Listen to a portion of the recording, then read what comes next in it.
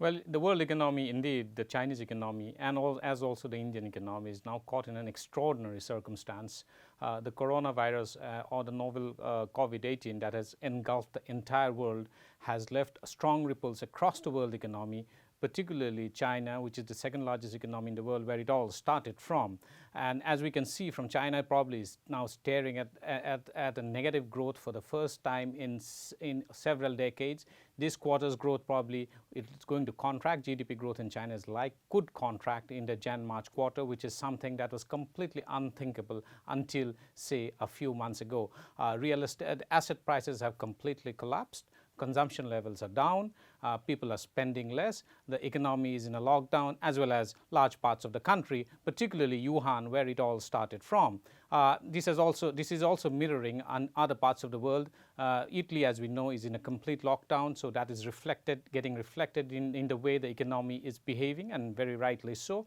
Spain, we know, is now in lockdown. Large parts of Germany is expected. Large parts of Europe, anyway, is widely affected by this virus that is spread across all continents. The US, the world's largest economy, is also very widely affected. We have seen unprecedented steps been taken by the US Fed Reserve when it announced a quantitative easing of $700 billion.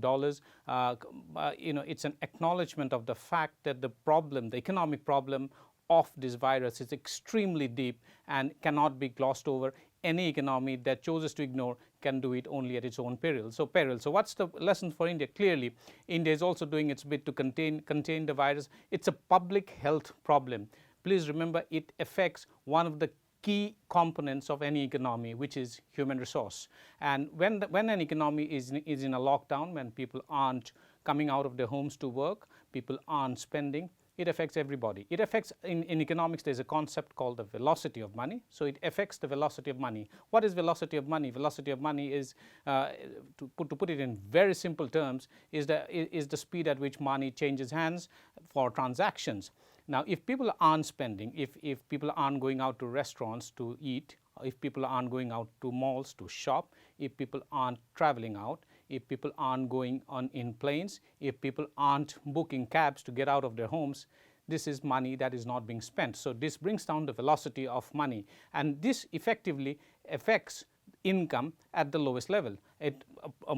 For a country like India, which has a very strong and vibrant informal sector, it is the informal sector that gets affected the most. So what can the government do?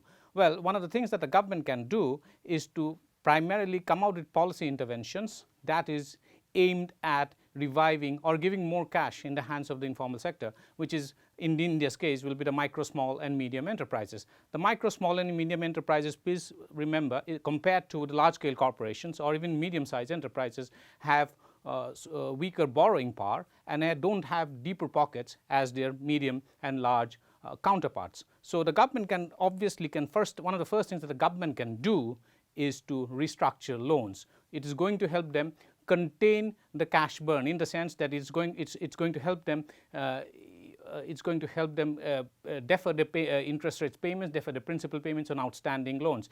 There is another thing that the people across the world are talking about, experts across the world are talking about, which is called the helicopter money. That is, central banks print currency notes and pass it on to affected people, affected entities, affected people. We have seen a form of this taking place in Hong Kong. The Hong Kong government has announced $10,000 for its citizens who are 18 years or above. It's going to benefit about 7 million people. Does India have the capacity to do so? Most things we do not, but you never know. In extraordinary circumstances, extraordinary policy interventions do take place.